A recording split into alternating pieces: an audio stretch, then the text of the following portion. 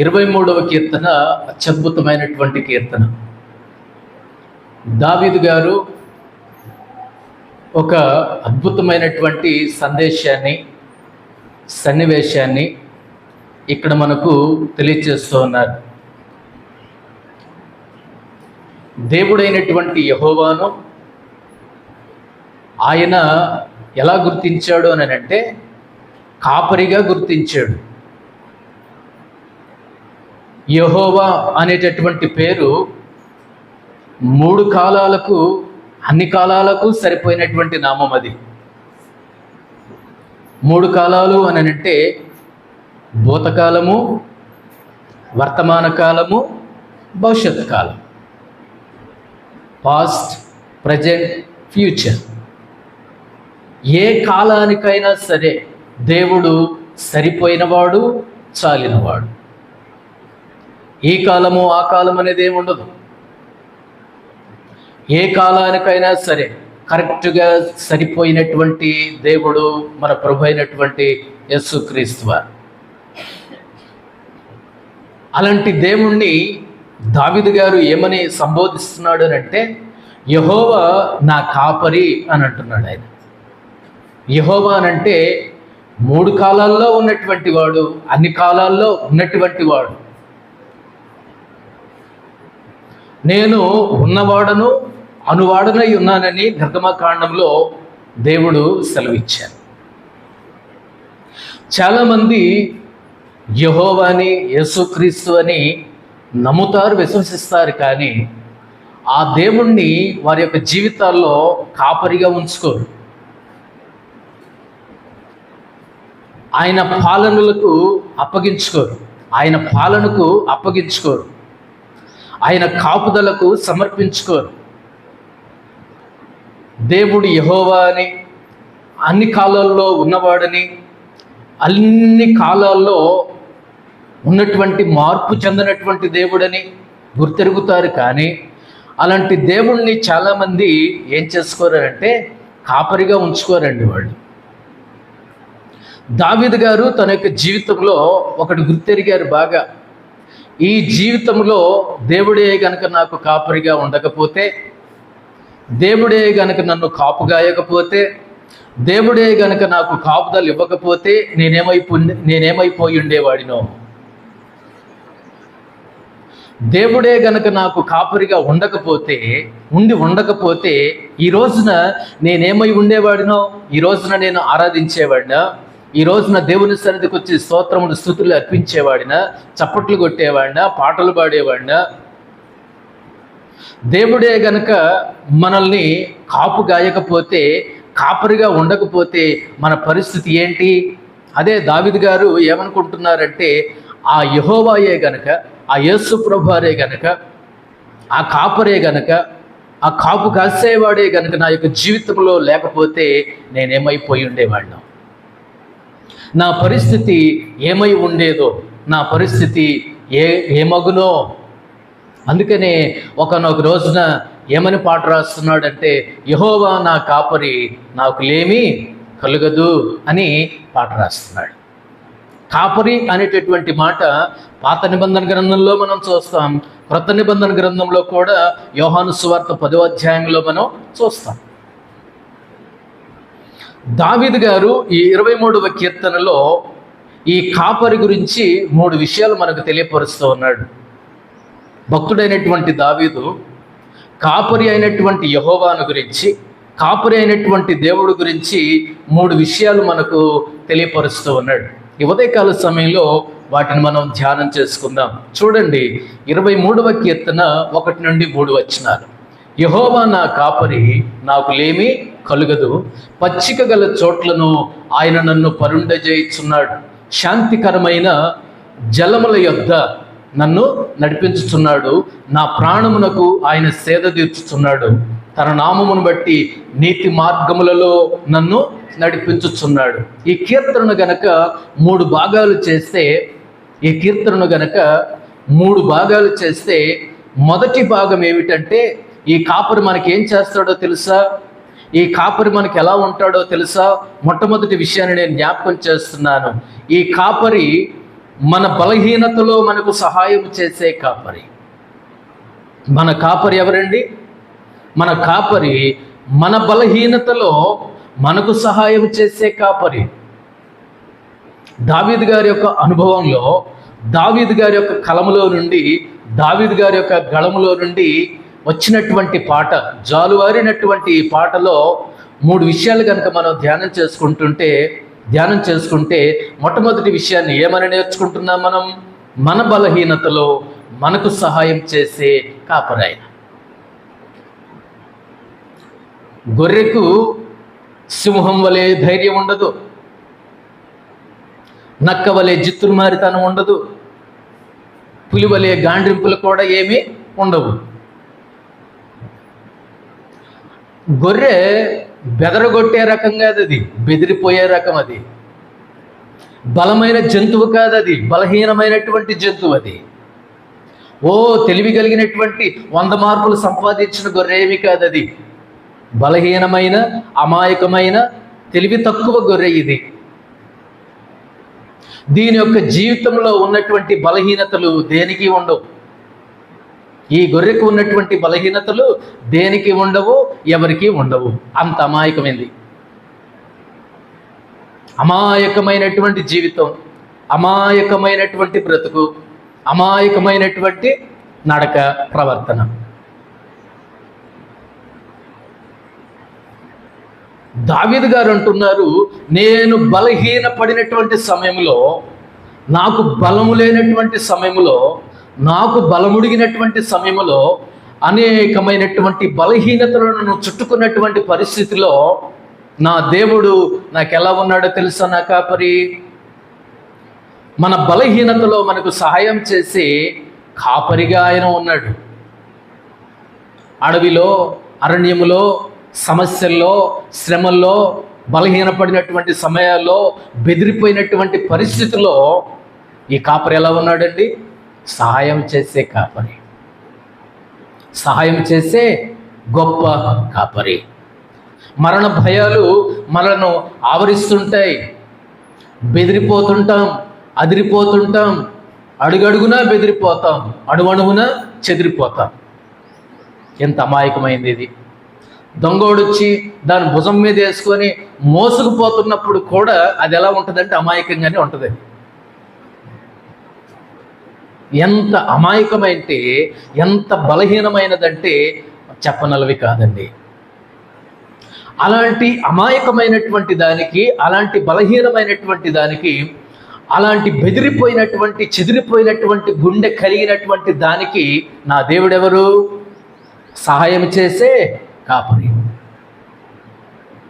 ఈ లోకంలో మనం సాగుతున్నప్పుడు, ఈ లోకంలో మనం ప్రయాణం చేస్తున్నప్పుడు అండి, అనేక భయాలు, అనేక తెప్పలు, అనేక సమస్యలు, అనేకమైనటువంటి కన్నీరు, అనేకమైనటువంటి ఉపద్రవాలు మనల్ని శారీరకంగాను మానసికంగాను బలహీనపరుస్తాయి. శారీరకమైనటువంటి సమస్యలు, శారీరకమైనటువంటి బలహీనతలు మనల్ని ఏం చేస్తాయంటే బలహీనపరుస్తాయి. ఆధ్యాత్మికమైనటువంటి లేకపోతే మానసికమైనటువంటి సమస్యలు మనల్ని ఏం చేస్తాయి? బలహీనపరుస్తాయి. ఏదో బలం ఉంటే విర్రవీగుతాం, కానీ ఏదో శక్తి ఉంటే ఏదో మేకపోతు గాంభీర్యాన్ని మనం చూపెడతాం, కానీ ఏదన్నా జరిగితే, ఏదన్నా వస్తే మనంత బలహీనలు ఈ భూమి మీద లేనే లేరు.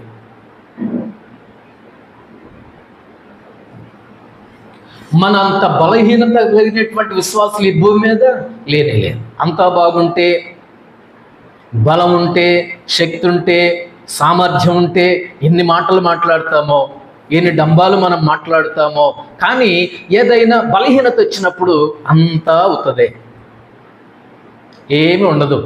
మనం అనుకుంటాం, ఈ మనిషి బాగున్నప్పుడు ఎన్ని తిట్లు తిట్టేవాడు, ఎన్ని మాటలు అనేవాడు, అనారోగ్యం వచ్చింది, మంచం పట్టాడు, కంచంలో ఉన్నటువంటి మెతుకులు కూడా నోటికి ఎత్తలేనటువంటి పరిస్థితి కుదిరిందా నీకు బాగా అని అంటాం మనం. అనవా? ఇంకొన్ని రోజులు నీకు జ్వరం వస్తే బాగుండు, ఇంకో 10 రోజులు, ఇంకా కొన్ని రోజులు మంచం మీద ఉంటే బాగుండు, ఇంకా కొన్ని రోజులు అదే సమస్యలో ఉంటే బాగుండు, నేను చేసి పెడతా, నేను కాదనట్లా. నేను చేసి పెడతా, నీకు వండి పెడతా, అవసరమైతే నీకు తినిపిస్తా. కానీ నువ్వు బాగున్నప్పుడు నేను ఎన్ని తిప్పలు పెట్టా, నువ్వు బలం మీద ఉన్నప్పుడు నన్ను ఎన్ని తిప్పలు పెట్టావు, ఎన్ని మాటలు అన్నావు, కర్ర పట్టుకొని ఎట్లా సాధించావు. ఇప్పుడు కర్ర పట్టుకోవడానికి ఓపిక లేదు, అన్నం మెతుకులు నోటికి ఎత్తడానికి ఓపిక లేదు, కనీసం నడిచి బాత్రూమ్కి వెళ్ళడానికి కూడా ఏమి లేదు, ఓపిక లేదు. నేనే కావాల్సి వచ్చింది, నేనే చేయాల్సి వచ్చింది, నేనే తినిపించాల్సి వచ్చింది. ప్రియమైన దేవుని బిడ్డలారా, మన యొక్క జీవితం ఇలాంటిది కాదా? అన్నీ బాగున్నప్పుడు, అంతా బాగున్నప్పుడు, బలం ఉన్నప్పుడు, సామర్థ్యం ఉన్నప్పుడు ఇంటి చుట్టూ తిప్పాడు, ఎన్ని మాటలు అన్నాడు, ఎన్నెన్నో నేరాలు మోపాడు, శారీరకంగాను మానసికంగాను ఎన్నో తిప్పలు పెట్టాడు. ఇప్పుడు ఏమైంది? నీకు బలహీనుడు అయిపోయావు, బలహీనురాలు అయిపోయావు. ఏంటి అక్కస్వరం వినిపించట్లేదేంటి? ఉందా లేదా? ఊరెళ్ళిపోయిందా? ఉంటే ఏదో ఒకటి మాట్లాడుతూ ఉంటుంది కదా మైక్లా. కరెంటు పోతేనే అట్లా ఉంటుంది.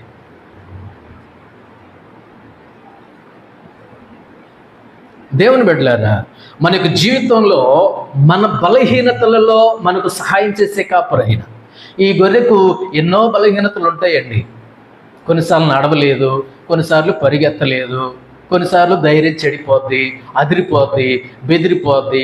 కుక్కను చూసినా బెదిరే, మనిషిని చూసినా బెదిరే, పొద కదిలినా బెదిరే, కొమ్మూగినా బెదిరే. అంత అదురెందుకు? అదురుగుండె కలిగింది ఇది. అందుకనే దావీదు గారు అన్నాడు, నాకు కలిగిన సమస్తమైనటువంటి బలహీనతల్లో నా కాపరి ఎవరో తెలుసా? నాకు సహాయం చేసే కాపరి, నాకు సహాయం చేసే కాపరి, నా సమక్షాన ఉండే కాపరి. ఇక్కడ కనుక మనం జ్ఞాపకం చేస్తే కనుక మనకు మరణ భయాలు, శత్రు భయాలు, మృగాల భయాలు, అడవి మృగాలు, సర్పాలు, గుంటనక్కలు, తోడేళ్ళు, వీటన్నిటిని గురించినటువంటి భయాలు కలిగి బలహీనమైపోయినప్పుడు దేవుడు మనకేం చేస్తున్నాడు? ఆయన కాపరిగా మనకు సహాయం చేస్తున్నాడండి. నేను ఇక్కడ ఒక 3 విషయాలు నేను జ్ఞాపకం చేయాలి ఈ పాయింట్లో. మన బలహీనతల్లో మన దేవుడు ఎవరో తెలుసా? ప్రేమిస్తాడు. మన బలహీనతల్లో ప్రేమించే కాపరైన. మనుషులు ఎప్పుడు ప్రేమిస్తారు చెప్పండి? మనుషులు ఎప్పుడు ప్రేమిస్తారు? బలం ఉన్నప్పుడు, భాగ్యం ఉన్నప్పుడు, ఏదైనా మన దగ్గర ఉన్నప్పుడు, ఏదైనా మనలో ఉన్నప్పుడు. కొంతమంది అందం ఉన్నంత వరకే ప్రేమిస్తారు. అందం ఉడికిపోతుంటే పిల్లలను కానీ వాళ్ళని పెంచి వాళ్ళకి పాలు ఇచ్చి అందం తరిగిపోతుంది. ఎట్లాగూ శరీరంలో ఏమొచ్చేస్తుంది? కొంతకాలానికి మార్పు వచ్చేస్తుంది కదా. 2-3 పిల్లలను కానీ వాళ్ళకు పాలిచ్చి పెంచి వాళ్ళ క్యారేజీలు కట్టి వాళ్ళ బాగోగులన్నీ చూసుకొని, నీకు క్యారేజీ కట్టి నీ బాగోగులన్నీ చూసి, ఇంటి పని చూసి, వంట పని చూసి, బయట పని చూసి, అన్ని పనులు చేసినప్పుడు ఈ శరీరంలో ఏమైపోతుంది? కొన్నిసార్లు ఏమవుతుంది? బలహీనతలు వచ్చేస్తాయి కదా, బలం ఉడిగిపోతుంది కదా, అందం తగ్గిపోద్ది కదా, సౌందర్యం తగ్గిపోద్ది కదా, శరీరంలో ముడతాయి పడతాయి కదా. అలాంటప్పుడు కొన్నిసార్లు ప్రేమ తగ్గిపోతుంటుంది. లేని ప్రేమను గురించి ఎక్కడెక్కడో వెతుకుతా తిరుగుతుంటాడు ఈ దౌర్భాగ్యుడు.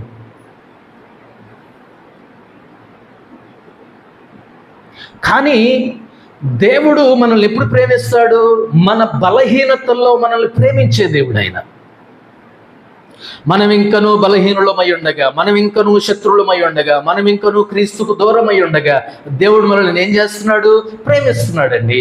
మన బలహీనతల్లో ప్రేమించే దేవుడు. దేవుడు అన్నాడు, ముదిమి వచ్చు వరకు నేను ఎత్తుకుని వాడను నేనే.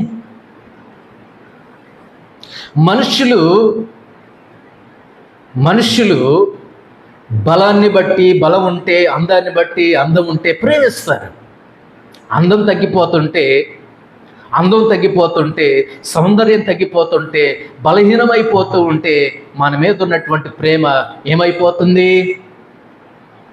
తగ్గిపోతుంది. కానీ మన దేవుడు మన కాపరు అలాంటి వాడు కాదండి. ఎలాంటి వాడు మన దేవుడు? మన బలహీనతల్లో మన బలం ఉడిగిపోయినా, శరీరం ముడతలు పడినా, మనకు ముదిమి వచ్చినా, ముసలివారమైనా కానీ చివరి క్షణం వరకు, చివరి శ్వాస వరకు కూడా దేవుడు మనల్ని ఏం చేస్తున్నాడు? ఆయన ప్రేమిస్తూనే ఉంటాడు. మన బలహీనతల్లో ప్రేమించే దేవుడు ఆయన.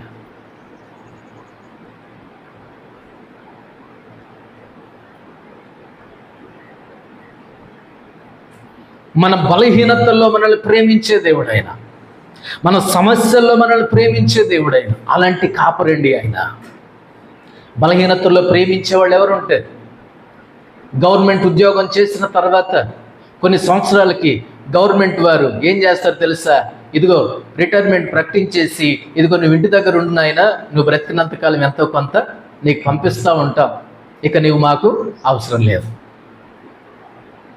అవునా కదా? మన బలమంతా కూడా ఒక పనికి అప్పగించుకున్న తర్వాత, అర్పించుకున్న తర్వాత, అయిపోయిన తర్వాత ఇంటికే పరిమితం అయిపోతాం మనం. అవునా కదా? ఇప్పుడు ఆ కంపెనీకి, ఆ ఉద్యోగానికి కొత్త వాళ్ళు కావాలి, యువరక్తం కావాలి, యువరక్తం.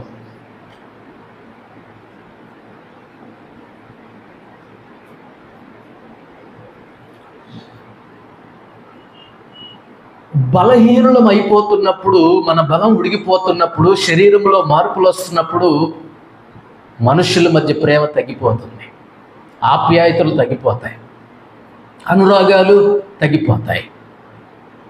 నీకు అందం లేదు కాబట్టి నువ్వు నాకు వద్దనేటటువంటి వాళ్ళు ఉన్నారు. నువ్వు నల్లగా ఉన్నావు కాబట్టి నువ్వు మా ఇంటికి వచ్చే అర్హత లేదు అనేటటువంటి వాళ్ళు ఉన్నారు. నువ్వు పొట్టిదానివి కాబట్టి, మేమంతా పొడుగోళ్ళం కాబట్టి నువ్వు మా ఇంటికి సరిపోవు అనేటటువంటి వాళ్ళు ఉన్నారు. పెళ్లి సంబంధాలు. నీ ముక్కు పొడవుంది కాబట్టి, నీ ముక్కు బాగలేదు కాబట్టి, నువ్వు అందంగా లేవు కాబట్టి, నువ్వు పొలలాగా ఉన్నావు కాబట్టి, నీ దగ్గర సౌందర్యం లేదు కాబట్టి నువ్వు మాకు అవసరంలా. కానీ దేవుడు ఎప్పుడు ప్రేమిస్తున్నాడు? నువ్వెలా ఉన్నా సరే, నువ్వెలాంటి పరిస్థితుల్లో ఉన్నా సరే, నువ్వెంత బలహీనమైన దానివైనా సరే, నువ్వెంత బలహీనుడమైనా సరే, నేను నిన్నేం చేస్తున్నాను? ప్రేమిస్తున్నాను. నేను నిన్ను ప్రేమిస్తున్నాను. ఒక సంఘం మీద దేవుడు ఒక తప్పు మోపాడు. నీకున్న మొదటి ప్రేమను నువ్వేం చేసావు? విడిచిపెట్టేసావు, మర్చిపోయావు. ప్రకటన గ్రంథంలో దేవుని బిడ్డలారా, ఈ కాపరి మన బలహీనతల్లో మనకు సహాయం చేసే కాపరి. ఆయన ప్రేమ మారదు, ఆయన మారడు. మన ప్రేమలో మార్పు వస్తుందేమో కానీ, మన ఆప్యాయతలో మార్పు వస్తుందేమో కానీ, మన బలహీనతలో మార్పు వస్తుందేమో కానీ, మన కాపరి అయినటువంటి దేవుని యొక్క ప్రేమలో మార్పు లేదు, ఆయనలో కూడా మార్పు లేదు, ఆయన చూపించే ప్రేమలో కూడా మార్పు లేదు. దేవుడు లోకమును ఎంతో ప్రేమించాడు, ప్రేమిస్తూనే ఉన్నాడు. ఆయన ప్రేమాస్వరూపి. ప్రేమ లేనివాడు దేవుని ఎరగడు, ఆయన వాడు కాదు. దేవుని బిడ్డలారా, మన బలహీనతల్లో మనకు సహాయం చేసే కాపరి అని దావీదు గారు గుర్తిరిగాడు. కాకపోతే నేను బ్రతకటం ఏంటండి, నేను బట్ట కట్టడం ఏంటండి, నేను నా ఇంట్లో ఉండటం ఏంటండి, సమాధిలో ఉండాలి కానీ నేను అన్నం తినటం ఏంటండి, నేను ఇంత ప్రశాంతంగా ఉండడం ఏంటండి, నేను బ్రతికి బట్టగట్టి ఇంత సంతోషంగా ఆనందంగా ఉండటం ఏంటండి, లేకపోతే ఇదంతా ఎలా జరుగుతుంది? ఎందుకు జరుగుతుందంటే నా బలహీనతల్లో నాకు సహాయం చేసే కాపరి ఆయన. అన్ని కాలాల్లో నాతో పాటు ఉంటాడు, నా బలహీనతల్లో నా పక్షాన ఉన్నాడు అని దావీదు గారు చెప్తున్నాడు. మన బలహీనతల్లో ప్రేమించే దేవుడు. మనుషుల ప్రేమ దీనికి వ్యతిరేకం అండి. మనుషుల ప్రేమంతా మారిపోతుంది, దేవుని ప్రేమ ఒక్కటే మారదు, మార్పు చెందదు. మన ప్రేమలో లొసుగులు ఉన్నాయేమో కానీ, మన ప్రేమలో బలహీనతలు ఉన్నాయేమో కానీ, మన ప్రేమ ఉత్తదేనేమో కానీ, మన ప్రేమ వట్టిదేనేమో కానీ, మన దేవుని యొక్క ప్రేమ శ్రేష్టమైనది, శ్రేయస్కరమైనది. ఎందుకోసమంటే మన బలహీనతల్లో మన పక్కనే ఉండి మనల్ని ప్రేమిస్తున్నాడు ఆయన.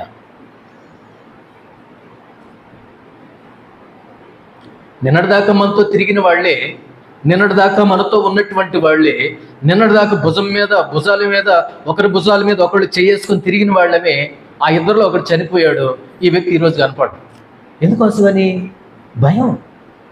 నా ఫ్రెండేగా, నా సహోదరియేగా, నా సహోదరుడేగా, నా అన్నేగా, నా తమ్ముడేగా, నా స్నేహితుడేగా. అదొక రకమైన భయం.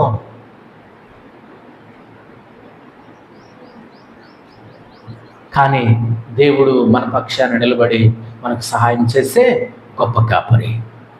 ఆయన మన బలహీనతల్లో మనల్ని ప్రేమించే కాపరి. రెండవది, ఆయన మన బలహీనతల్లో నడిపించే కాపరి. ఆయన మన బలహీనతల్లో కూడా మనకు బలం ఇచ్చి ఆయన ఏం చేస్తాడు?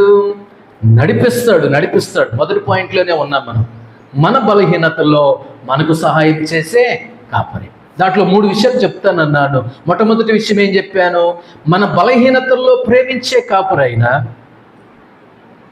బలం ఉన్నప్పుడే కాదు, మనం బాగున్నప్పుడే కాదు, మనకు బలం లేకపోయినా, మనం బాగా లేకపోయినా, మనం బలహీనులమైన దేవుడు మనల్ని వదిలిపెట్టి పోయే దేవుడు కాదు.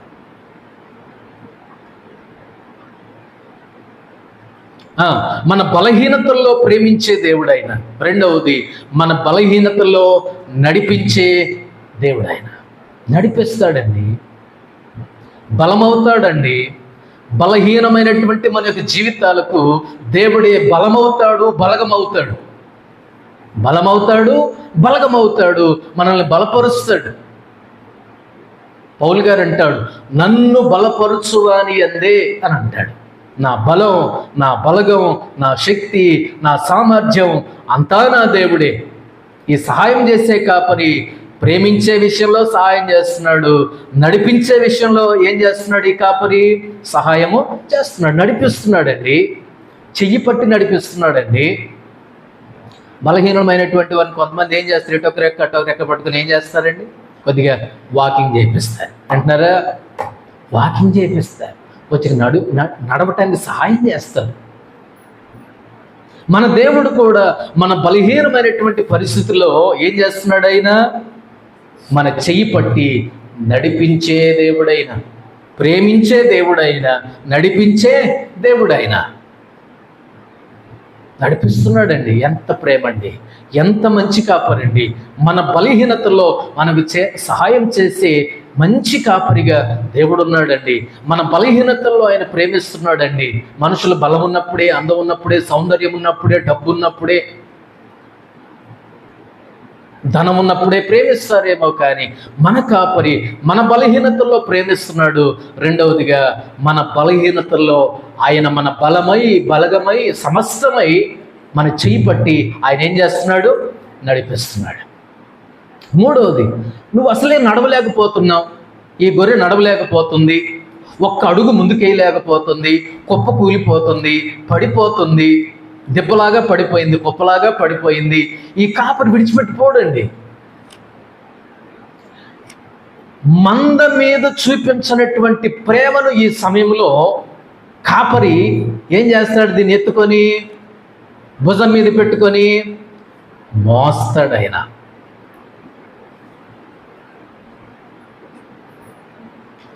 బలహీనతల్లో ప్రేమించాడు, బలహీనతల్లో నడిపించాడు, బలహీనతల్లో ఎత్తుకొని మోస్తున్నాడండి. ఎత్తుకొని మోస్తున్నాడు. మనల్ని ఎత్తుకొని మోసే దేవుడు ఆయన. మన కోసం సిలువను మోసిన దేవుడు. మనల్ని మోయటం పెద్ద కష్టమేమీ కాదు. మనల్ని భుజాన వేసుకోవటం ఆయనకి పెద్ద భారమేమీ కాదు. ఆయన భుజం మీద రాజ్యభారం ఉంది, ఆయన భుజం మీద సిలువ ఉంది.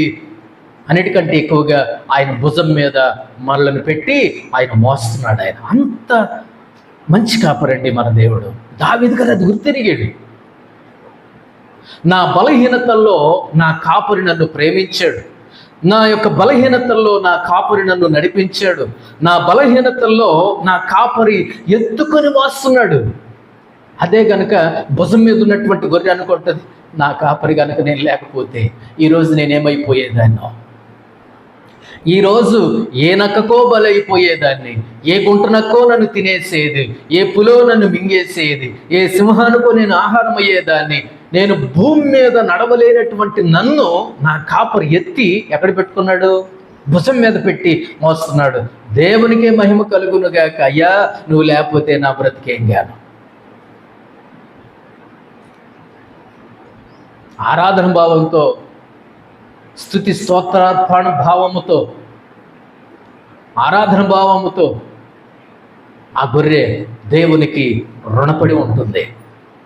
కాపరికి, నన్ను ప్రేమించావా నాయనా, నన్ను నడిపించావా నాయనా, నన్ను ఎత్తుకొని మోస్తున్నావా? అందుకే 3 విషయాలు చెప్తానన్నాను. మొదటి మాట నేను చెప్పాను. ఏంటది?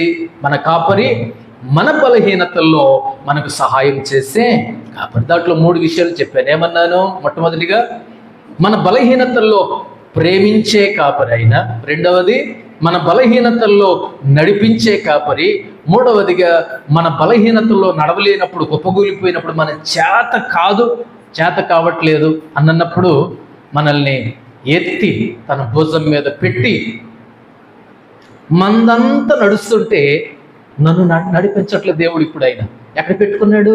ఆయన భుజం మీద పెట్టుకొని మోస్తున్నాడు. ఎంత మంచి కాపరి!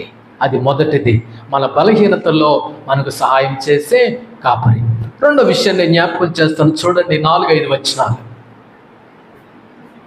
23వ కీర్తన 4-5 వచనాలు.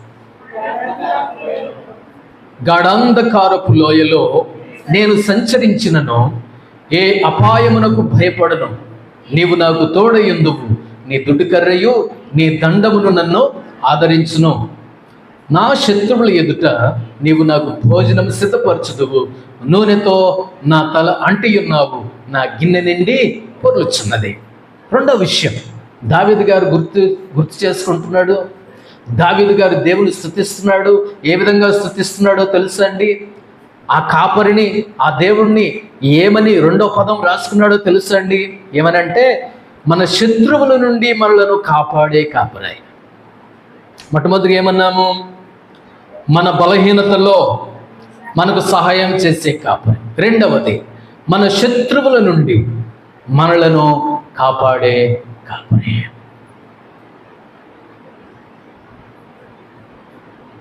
మేపటం వరకే కాదండి, నీళ్లు పెట్టడం వరకే కాదండి.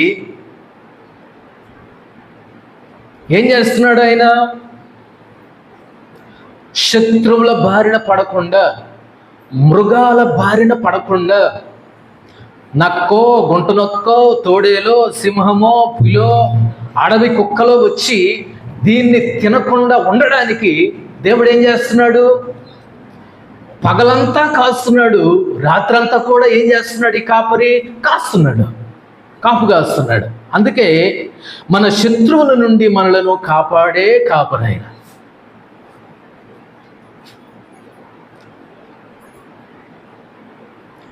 ఈ గొర్రె చుట్టూ ఇది అసలే అమాయకమైనది కదండి, ఇది బలహీనమైనది కదా, బలము లేనిది కదా, తెలివి లేనిది కదా. ఏది ఎప్పుడొచ్చి దీని మీద పడుద్దో తెలియదు, ఏ మృగం వచ్చి దీన్ని తినేస్తుందో తెలియదు, ఏ మృగానికి ఇది ఆహారం అయిపోతుందో తెలియదు.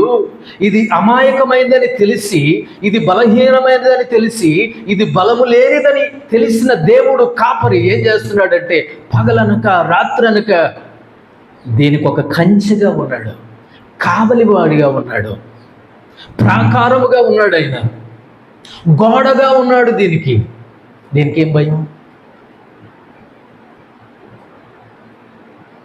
దావీదు అంటున్నాడు, నేను అడవిలో పరిగెత్తుతున్నప్పుడు, అరణ్యంలో పరిగెత్తుతున్నప్పుడు, నీరు లేని చోట్ల పరిగెత్తుతున్నప్పుడు, మనుష్య సంచారం లేని చోట పరిగెత్తుతున్నప్పుడు, మృగాల మధ్య పరిగెత్తుతున్నప్పుడు, ఖడ్గ మృగాల మధ్య నేను ప్రయాణం చేస్తున్నప్పుడు నా కాపరి నాకు ఎలా ఉన్నాడు?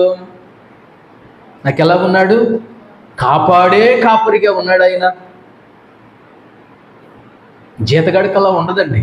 ఇదిగో అయ్యగారు, పొద్దున్న తోలుకెళ్ళాను, మేపుకొచ్చాను, కట్టేశాను, నా టైం అయిపోయింది, నేను వెళ్ళిపోతున్నాను అంటాడు.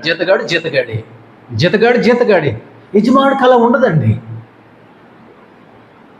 యజమానుడు టయాన్ని బట్టి పని చేయడు, జీతగాడు టైం టు టైం పని చేస్తాడు. కానీ దేవుడు, ఒక యజమాని టైం పెట్టుకొని టయాన్ని బట్టి పని చేయడండి. మన విషయంలో రాత్రనక పగలనక ఇశ్రాయేలును కాపాడువాడు కునుకడు, నిద్రపోడు. ఎంత భద్రత ఇచ్చాడండి, ఎంత బలమైనాడండి దేవుడు మన చుట్టూ. కంచెగా ఉన్నాడు, కావలిగా ఉన్నాడు, గోడగా ఉన్నాడు, ప్రాకారముగా ఉన్నాడు. మన చుట్టూ పర్వతము వలె ఉన్నాడు.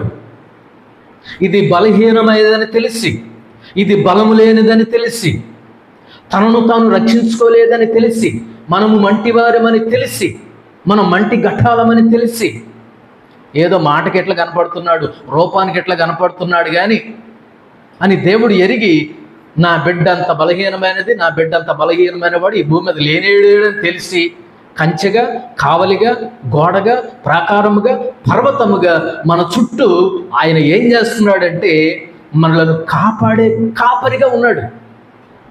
ఇక మనకు ఫెన్సింగ్ అవసరంలా, మనకు గోడ అవసరంలా, మనకు కంచె అవసరంలా, అన్నీ ఆయనే అయ్యి ఉన్నాడు. అక్కడ అన్నీ ఆయనే.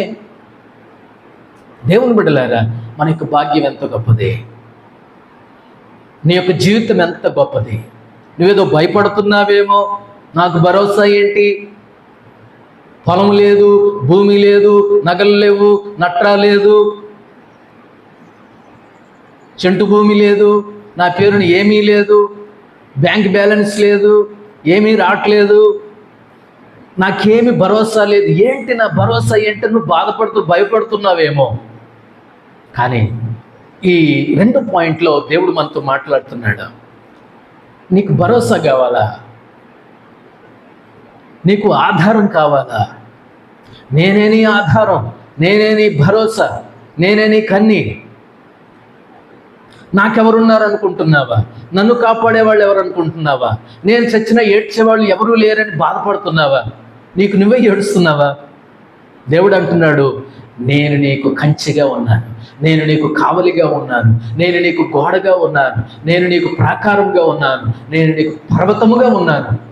నువ్వేం భయపడిన అవసరం లేదు, నువ్వేమీ భయపడవలసిన అవసరం లేదు, నువ్వేమీ బాధపడవలసిన అవసరం లేదు, నేను నీకున్నాను అని దేవుడు అంటున్నాడు. ఈ మధ్యాహ్న కాల సమయంలో దేవుని బిడ్డలారా, మనకొక ఆధారం ఉంది, మనకొక కంచె ఉంది, మనకొక ప్రాకారం ఉంది, మనకొక గోడ ఉంది, మనకొక పర్వతం వలె దేవుడు, మన దేవుని యొక్క సన్నిధి, దేవుడే మన చుట్టూ ఆయన ఉన్నాడు. ఈ సంగతి మనం మర్చిపోయామా? దావీదు గారి చుట్టూ శత్రువులు ఉన్నారు,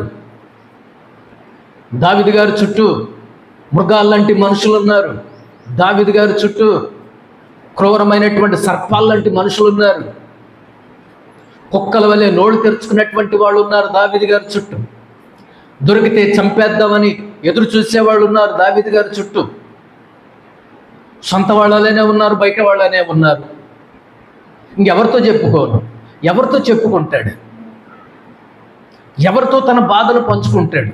అయ్యా, నీవే నాకు దిక్కు, నీవే నాకు ఎత్తైనటువంటి దుర్గానివి అని ప్రార్థన చేసినప్పుడు, దేవుని ఆశ్రయించినప్పుడు, ప్రతి సమస్యలో, ప్రతి ఒక్క సంకటములో దేవుడు ఎలా ఉన్నాడంటే సంరక్షిస్తున్నాడు, కాపాడుతున్నాడు, కంచిగా ఉన్నాడు, ప్రాకారముగా ఉన్నాడు, పర్వతముగా ఉన్నాడు. ఇలాంటి పరిస్థితుల్లో ఆయన వదిలిపెట్టి పోలేదండి. మనం ఎలాంటి వాళ్ళమో తెలుసా? యేసు ప్రభువుని పట్టుకోవడానికి వచ్చారు సైనికులు.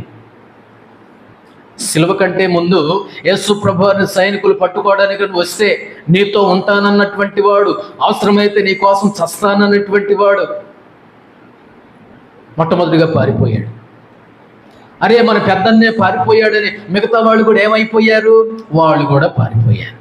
వాళ్ళ కత్తులు చూసి, వాళ్ళ ఖడ్గాలను చూసి, సైనికులను చూసి, మన భాషలో చెప్పాలంటే పోలీసులను చూసి, సైనికులను చూసి అండగా ఉండవలసినటువంటి శిష్యులే, ఆధారంగా ఉండవలసినటువంటి శిష్యులే, తోడుగా ఉండవలసినటువంటి శిష్యులే యేసు ప్రభువుని పట్టుకోవడానికి వస్తే ఏం చేశారు వీళ్ళు?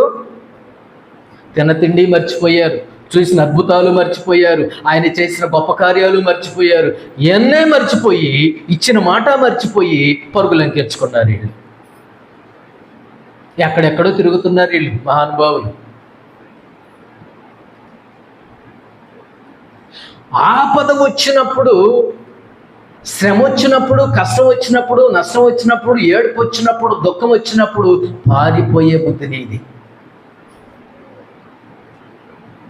సాయం చేయాల్సి వస్తుందేమో, డబ్బులు ఇవ్వాల్సి వస్తుందేమో, మధ్యవర్తిగా ఉండాల్సి వస్తుందేమో, ఇదెక్కడ నాకు చుట్టుకుంటుందో, ఇదెక్కడ నన్ను పట్టుకుంటుందో, ఈడెక్కడ నన్ను పట్టుకొని పీడిస్తాడో, చివరికి ఇడియకపోతే నేనెక్కడ చావాల్సి వస్తుందో, ఈయన బలహీనతల్లో బాధలు విడిచిపెట్టిపోయే బుద్ధి మంది.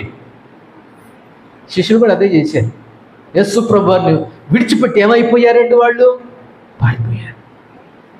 కానీ అదే కాపరి మనకు బలహీనత వచ్చినప్పుడు, మనం బలహీనులు అయిపోయినప్పుడు, చుట్టూ శత్రువులు ఉన్నప్పుడు, కడక మృగాలు ఉన్నప్పుడు, విషసర్పాలు ఉన్నప్పుడు, తొడేలు గుంటనక్కలు ఉన్నప్పుడు ఆయన మనల్ని విడిచిపెట్టిపోవాలా. ఇది పాయింట్.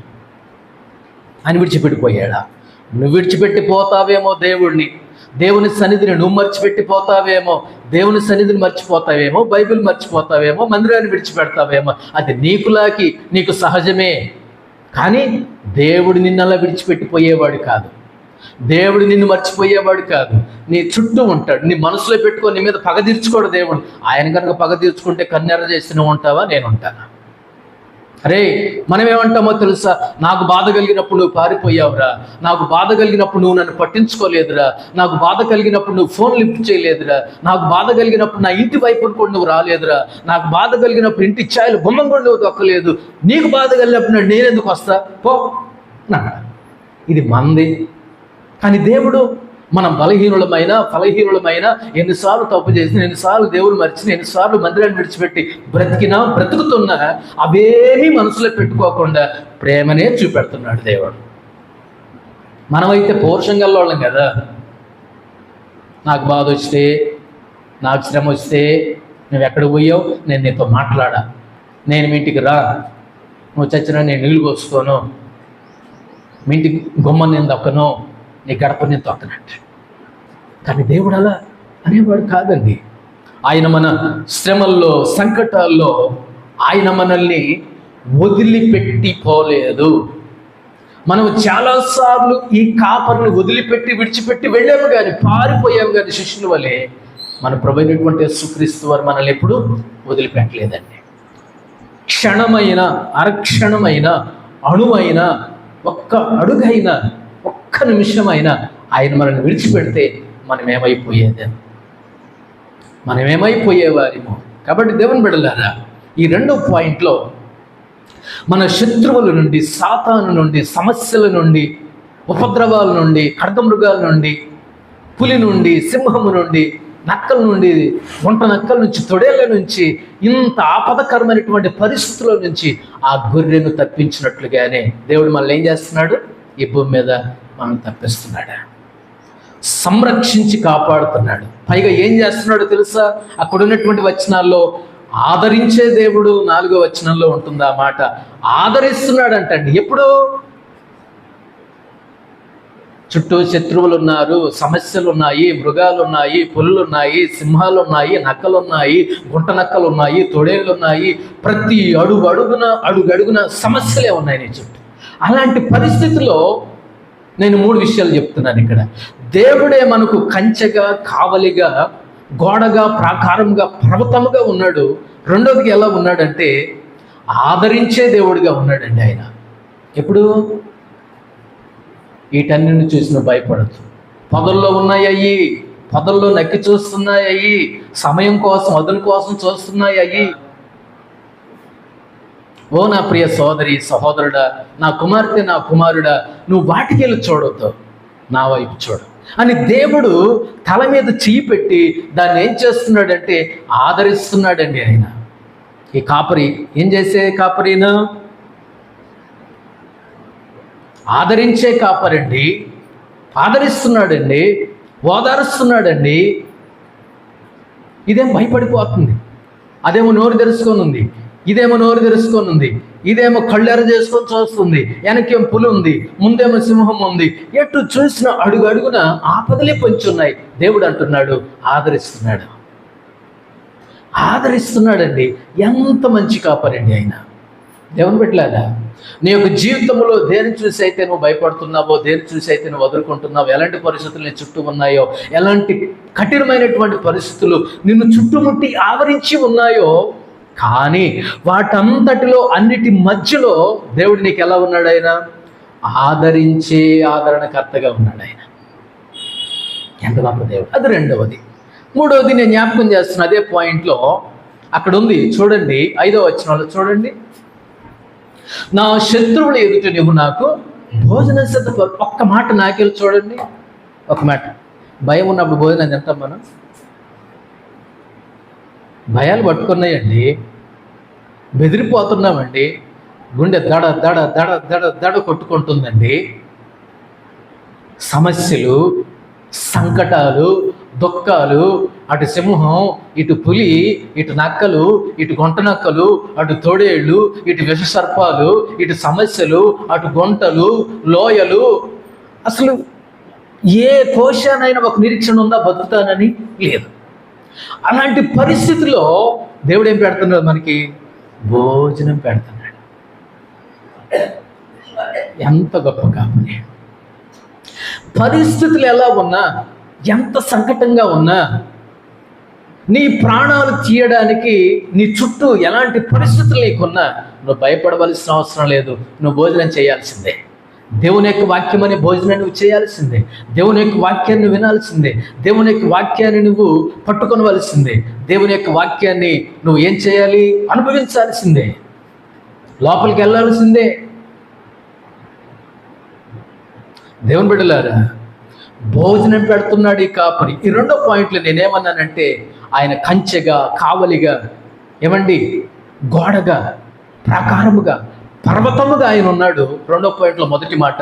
2వ పాయింట్లో 2వ మాట ఏమన్నానంటే, ఆయన ఆదరించేవాడిగా ఉన్నాడు. 3వ మాట ఏమన్నానంటే, భోజనం పెడుతున్న కాపరిగా ఆయన ఉన్నాడు. దీనికోసం తిండి మానేస్తావారా నువ్వు? దీనికోసం నువ్వు భోజనం మానేస్తావా? ఈ సమస్య కోసం భోజనం మానేస్తావా? ఆ పులి గురించి భోజనం మానేస్తావా? ఈ సింహాన్ని గురించి భోజనం మానేస్తావా? ఈ గుంటనక్కల గురించి భోజనం మానేస్తావా? ఈ తొడేళ్ల గురించి భోజనం మానేస్తావా? ఇదిగో దా, వీళ్ళందరూ చూస్తున్నప్పుడు వీళ్ళందరి మధ్యలో నేను నీకేం పెడతాను? నేను భోజనం పెడతా. ఇక్కడ ఒక విషయం నాకు జ్ఞాపకం వస్తుంది. అరణ్యంలో, అడవిలో, ఐగుప్తు దేశము నుండి బయలుదేరినటువంటి ఇశ్రాయేలీయులు అరణ్యంలో నుండి, అడవిలో నుండి సాగుతున్నప్పుడు, ప్రయాణం చేస్తున్నప్పుడు చుట్టూ ఎవరున్నారు? వాళ్ళకి శత్రువులే ఉన్నారు. ఏమండి, ఇశ్రాయేలీయులకు శత్రువులు కోకొలలు ఉన్నారు. వాళ్ళు ఎప్పుడైతే ఐగుప్తు దేశము నుండి ఆ ఎర్ర సముద్రాన్ని దాటి ప్రయాణం చేస్తున్నారో, కనానుకు వెళ్తున్నారో, వీళ్ళ చుట్టూ ఎవరున్నారు? శత్రువులే. మృగాలే, సింహాలే, పులులే, తొడేళ్లే, నక్కలే, గుంట నక్కలే, కుక్కలే చుట్టూ ఉన్నాయి. అలాంటి వారికి దేవుడు ఏం చేశాడో తెలుసా? మన్నాను కురిపించాడు, పూరేళ్లను రప్పించాడు, బండ నుండి నీటిని సమృద్ధిగా ఇచ్చాడు, ఆకాశము నుండి మన్నాను కురిపించాడు. అవునా కదా? శత్రువులు చూస్తున్నారు, చుట్టూ అనేక మంది శత్రువులు ఉన్నారు. కానీ వాళ్ళందరి మధ్యలో, శత్రువుల మధ్యలో వాడు చూస్తున్నప్పుడు దేవుడు శ్రేష్టమైనటువంటి ఆహారాన్ని తన పిల్లలకైనా పెట్టాడు. ఈ రోజున నీకు నాకేం పెడుతున్నాడు తెలుసా? నేనే జీవాహారమును, నేనే జీవజలమును అన్నాడు దేవుడు. ఇశ్రాయేలీయులు అరణ్యంలో మన్నాదిని మన్నైపోయారు. వాళ్ళు ఈ రోజున జీవాహారం, ఆత్మీయమైనటువంటి మన్నా, ప్రభువైనటువంటి యేసుక్రీస్తు వారిని మనం అనుభవిస్తూ మనం బ్రతుకుతున్నాం ఈ రోజున. దేవుని బిడ్డలారా, ఇశ్రాయేలీయులకు, అరణ్యంలో సాగుతున్నటువంటి ఇశ్రాయేలీయులకు శత్రువుల మధ్య శత్రువులందరూ చూస్తుండగా, సమస్యలను చూస్తుండగా, శత్రువులందరూ కన్నెర్ర చేసి చూస్తున్నప్పుడు దేవుడు వాళ్ళకు గోడగా ఉన్నాడు, పర్వతంగా ఉన్నాడు, కంచిగా ఉన్నాడు. రెండవదిగా ఆదరిస్తున్నాడు. మూడవదిగా వారికి ఏం పెడుతున్నాడు? భోజనం పెడుతున్నాడు. ఈరోజు మన భోజనం దేవుని యొక్క వాక్యమే. దేవుని యొక్క వాక్యం అనే ఆహారమే. దేవుని యొక్క మాటలే మనకు భోజనం, పానం. దేవుని యొక్క సన్నిధే మనకు భోజనం, పానం. దేవుడే మనకు భోజనము, పానం. దేవుని బిడ్డలారా, ఆయన శత్రువుల అందరి మధ్యలో ఆయన ఏం చేస్తున్నాడు? భోజనం పెడుతున్నాడు. 2వ పాయింట్ ఏమనుకున్నాం? మన శత్రువుల నుండి మనలను కాపాడే కాపరి. 3వ విషయాన్ని జ్ఞాపకం చేస్తాను, చూడండి. 6వ వచనం చదవండి ఎవరైనా. నేను బ్రతుకు దినములన్నీయు కృపాక్షేమములే నా వెంట వచ్చును, చిరకాలము యెహోవా మందిరంలో నేను నివాసం చేశాను. ఇది మూడవది. ఈ వర్తమానంలో ఇది మూడవ పాయింట్, చివరి పాయింట్. మూడవదిగా మన కాపరి ఎలాంటి వాడో తెలుసా అండి? మూడవదిగా దావీదు గారు దేవుని ఏ విధంగా గుర్తించాడో తెలుసా? మన భవిష్యత్తు గురించి జాగ్రత్త పడే కాపరి ఆయన. మూడవది ఏంటి? ఇలారా సగమా, మన భవిష్యత్తు గురించి జాగ్రత్త పడే కాపరి. ఒక బిడ్డ ఉందనుకోండి, ఒక కూతురు ఉందనుకోండి, ఒక కుమారుడు ఉన్నాడు అనుకోండి, తల్లిదండ్రులు దేని గురించి ఎక్కువగా ఆలోచిస్తారు చెప్పండి? భవిష్యత్తు గురించి ఆలోచిస్తారు. ఈ పిల్ల ఎదుగుతున్నప్పుడు, ఈ బిడ్డ ఎదుగుతున్నప్పుడు, ఈ కుమారుడు ఎదుగుతున్నప్పుడు ఎన్నెన్నో కలలు కంటాం, ఎన్నెన్నో జాగ్రత్తలు తీసుకుంటాం. దీని పేరు మీద పోస్ట్ ఆఫీస్ ఓపెన్ చేస్తాం, దీని పేరు మీద బ్యాంక్ అకౌంట్ ఓపెన్ చేస్తాం. ఇప్పుడు నుండే మనం ఏం చేస్తాం? దీని గురించి, బిడ్డ గురించి జాగ్రత్తలు తీసుకుంటాం. దేని గురించి? ఇదంతా భవిష్యత్తు గురించి అండి. నా బిడ్డ భవిష్యత్తులో సమాజంలో ఒకానొక సమయంలో నా బిడ్డ దర్జాగా ఉండాలి, బాధపడకూడదు, దేహి అని ఒకళ్ళ దగ్గర చేయి చాపకూడదు, ఒకరింటికి వెళ్ళి నిలబడకూడదు, ఒకళ్ళింటి బాగిట ఈ బిడ్డ సహాయం గురించి అడగకూడదు, అరవకూడదు, నోరు తిరగకూడదు. కాబట్టి నేను బతుకున్నప్పుడే నా బిడ్డ గురించి నేను బతుకున్నప్పుడే, నాలో ఊపిరి ఉన్నప్పుడే, నాలో చేయగలిగిన సామర్థ్యం ఉన్నప్పుడే ఒక్కొక్క రూపాయి, ఒక్కొక్క పైసా కూడబెట్టుకొని, పొట్టగట్టుకొని, డబ్బు కూడబెట్టుకొని, నోరు కట్టుకొని బిడ్డకు సమృద్ధిగా పెట్టి ఈ బిడ్డ భవిష్యత్తు గురించి తల్లిదండ్రులు ఆలోచిస్తారు. మరి ఈ భూమి మీద నీ తల్లి, నీ తండ్రి ఇంతగా ఆలోచిస్తే, నీ కోసం, నా కోసం, మన కోసం ప్రాణం పెట్టినటువంటి దేవుడు మన భవిష్యత్తు గురించి ఎంతగా ఆలోచిస్తాడు? యోహాను 14:1 ఏమన్నాడు? తీనవసరంలా మీ హృదయములను కలవరపడనీయొద్దు అని అన్నాడు. మీరు భయపడుతున్నారా, బాధపడుతున్నారా, బెదిరిపోతున్నారా, చెదిరిపోతున్నారా? మీ హృదయములను కలవరపడనీయకుడి. నేనుండు స్థలములో మీరును ఉండులాగున మరల వచ్చి నేను మిమ్మును నా యొద్ద ఉండడానికి, నా నివాసంలో ఉండడానికి, నా దగ్గర జీవించడానికి, భవిష్యత్తులో నాతో ఉండడానికి నేను వచ్చి మిమ్మల్ని తీసుకుని వెళ్తానన్న దేవుడు ఒక గొప్ప వాగ్దానం ఇచ్చాడు. కొన్నిసార్లు మన విశ్వాస జీవితంలో ఈ గొర్రెకి భయాలు ఎక్కువ. భవిష్యత్తు ఏంటో, నేను చనిపోయినప్పుడు ఎలా చేస్తారో, ఏం చేస్తారో, ఎవరు వస్తారో, ఎవరు రారో, ఏమవుతుందో, నా భవిష్యత్తు ఏంటో నాకు భలే బెంగపట్టుకుందని భయంతో చచ్చిపోయే వాళ్ళు చాలామంది ఉన్నారు. దేవుని బిడ్డ, ఈ వాక్యాన్ని మనం ముగించబోయే ముందుగా మన భవిష్యత్తును గురించి జాగ్రత్త పడే కాపరెడ్డి ఆయన 3 విషయాలు చెప్తానన్నాను. మన బలహీనతలో మనకు సహాయం చేస్తున్నాడు. రెండోది ఏమన్నాను? మన శత్రువుల నుండి మనలను కాపాడే కాపరి అన్నాను. మూడవది మన భవిష్యత్తు గురించి జాగ్రత్త పడే కాపరి. దావీదు గారికి భలే భరోసా అనిపించిందండి. 6వ వచనంలో అంటాడు, మన భవిష్యత్తు గురించి జాగ్రత్త పడే కాపరి. ఈ భూమి మీద ఆయన మందిరం కావచ్చు, ఈ భూమి మీద ఆయన సన్నిధి కావచ్చు, మనం చనిపోయినప్పుడు పరలోకం కావచ్చు, మనం చనిపోయినప్పుడు నిత్యత్వం కావచ్చు. మనకు ఒక భరోసా అండి. అది దేవుని సన్నిధే మన భరోసా, దేవుడే మన భరోసా. మొత్తానికి ఇప్పుడు మనం ఎక్కడున్నామంటే ప్రయాణంలో ఉన్నాము. ఎక్కడున్నాం చెప్పండి? ఈ 3 పాయింట్లో మనం ఎక్కడున్నాము? ప్రయాణంలో ఉన్నాము. ప్రయాణం చేస్తున్నాం. ఎక్కడికి? ఇశ్రాయేలు ఐగుప్తు నుండి కనానుకు ప్రయాణం అయిపోతే మనము ఈ భూమి మీద నుండి, ఈ లోకములో నుండి ఎక్కడికి ప్రయాణం చేస్తున్నాం? మనము పరలోకానికి ప్రయాణం చేస్తున్నాం. ప్రయాణం జాగ్రత్త, ప్రయాణంలో జాగ్రత్త, ప్రయాణము జాగ్రత్త. మనం ప్రయాణంలో ఉన్నాం. వెనుదిరిగిపోవద్దు, బెదిరిపోవద్దు, చెదిరిపోవద్దు, భయపడిపోవద్దు, మధ్యలో వెనక తిరిగి వెళ్ళిపోవద్దు, పక్క చూపులొద్దు. విశ్వాసమునకు కర్తయు దాన్ని కొనసాగించేవాడునైనా యేసు వైపు చూడాలి. మనం దేవుని బిడ్డలారా, మనకు ఒక భరోసా ఉందండి. భవిష్యత్తు గురించి దేవుడు భరోసా ఇస్తున్నాడండి. ఎవరు ఇవ్వలేనటువంటి భరోసా, ఎవరు ఇవ్వలేనటువంటి హామీ దేవుడు మనకు ఏం చేస్తున్నాడు? భరోసాను కల్పిస్తున్నాడు, హామీ ఇస్తున్నాడు, వాగ్దానం ఇస్తున్నాడు. మన భవిష్యత్తు గురించి జాగ్రత్త పడే కాపరి. మనం ప్రయాణంలో ఉన్నాం.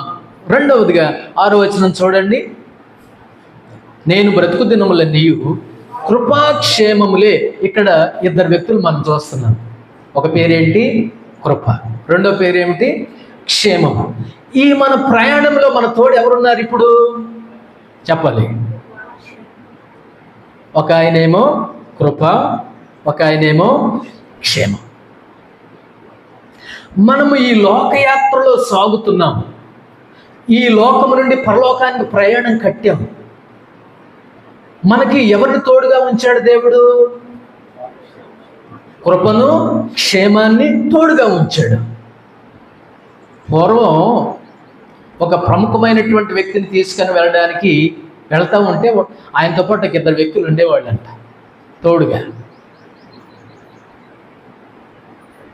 ఈ రోజున మనము దేవుళ్ళలో ప్రశస్తమైన వాళ్ళము, ప్రముఖమైనటువంటి వారము కాబట్టి దేవుడు ఏం చేస్తున్నాడు? మనకు తోడుగా ఎవరిని ఉంచాడు? ఈ యాత్రలో, ఈ ప్రయాణంలో కృపను, క్షేమాన్ని తోడుగా ఉంచాడు. నీతో పాటు ఎవరు ఉండకపోవచ్చు, ఉండకపోవచ్చు. ఈ యాత్రలో, ఈ జీవితంలో నువ్వు ఒకదానివే కావచ్చు, నువ్వు ఒక్కడివే కావచ్చు, నువ్వు ఏకాకివి కావచ్చు, ఒంటరివాడి కావచ్చు. కానీ ఈ యాత్రలో దేవుడు నీకు ఎవరిని తోడుగా ఇచ్చాడు? కృపను, క్షేమం. ఎంత భరోసా అండి, ఎంత హామీ అండి. అసలు ఈ ఒళ్ళు పులకరిస్తుంది ఆ మాట చదువుతూ ఉంటే. ఎంత గొప్ప దేవుడు నాయన, ఎంత కాపరివి నాయన. నా బంధువులు ఎవరూ లేరు, నా స్నేహితులు ఎవరూ లేరు, నాతో పాటు ఎవరూ రారు. కానీ ఇటువైపున ఎవరున్నారు? కృప, క్షేమం. వీళ్ళు ఎక్కడి దాకా తోడుంటారు? దేవుని దగ్గరికి వెళ్ళేదాకా, దేవుణ్ణి చేరే వరకు, పరలోక రాజ్యం చేరే వరకు, ప్రభుతో ఉండేంత వరకు, ఆ నిత్యరాజ్యంలో చేరేంత వరకు, ఈ చివరి శ్వాస విడిచి ఆయనతో యుగయుగాల నిత్యత్వములో ఉండేంత వరకు ఈ రెండు మనకు తోడుగా ఉంటాయి. భయపడుతున్నావా? బాధపడుతున్నావా? నో, అవసరమే లేదు. మనతో పాటు యాత్రలు ఎవరున్నారు? కృప, క్షేమాలు మనకు తోడుగా ఉన్నాయి. ఇంకొకటి ఏంటంటే, మూడవది దేవుని యొక్క సన్నిధి మనకు తోడుగా ఉంటుంది. మనం ప్రభుతో ఉన్నాం. మనం దేవుని దగ్గరికి వెళ్ళినప్పుడు మనం ప్రభుతో ఉంటాం. ప్రయాణంలో ప్రభు ఉన్నాడు. మనం అక్కడికి వెళ్ళిన తర్వాత మనం ప్రభుతోనే ఉంటాం.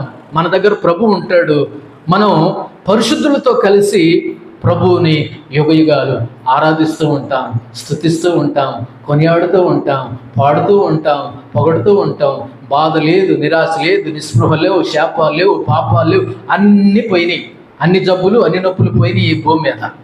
ప్రభు దగ్గరికి వెళ్ళినప్పుడు పరిశుద్ధులతో కలిసి, ప్రభుతో కలిసి, ఆ దేవదూతలతో కలిసి భవిష్యత్తులో మనం ఏం చేస్తామంటే వాళ్ళందరితో కలిసి రాజులకు రాజు, ప్రభువులకు ప్రభు అయినటువంటి దేవుడిని ఆరాధిస్తాం, స్తుతిస్తాం, పొగుడుతాం, కొనియాడుతాం. మనలను మనమే మైమరిచిపోతాం. దేవుని యొక్క సన్నిధిలో యుగయుగాలు ఉంటాం. ఎంత గొప్ప భరోసా. మన భవిష్యత్తు ఇది. అర్థమైందా? మన భవిష్యత్తు కొన్నిసార్లు నా భవిష్యత్తు అంటే నాకే అర్థం కావట్లేదంట.